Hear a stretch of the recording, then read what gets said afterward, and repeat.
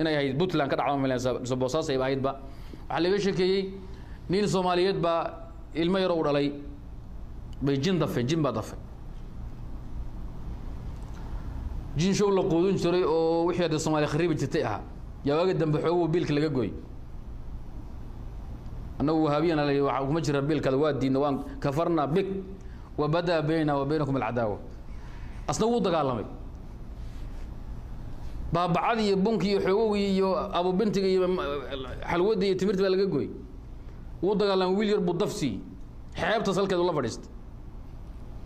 إسلام كلو رواقي سبعة ويل كهبل أها إيه يرى إيش اللي حجرك أها جبنك ريبل بعض ضفي وحيلتك بدأ تصل كذا فرديان إلى أن نفوق قرعنا maxaa oo dhiig daadsan ma soo deyn mahayaan Sheekh Ibn Baaz baa waagi la weydiin raxmatullaahi ta'ala alayhi odaygii baa nin qiimo badan ahaa islaanta horta waarata hada haween ma ku taqaana ayagu wiilba laga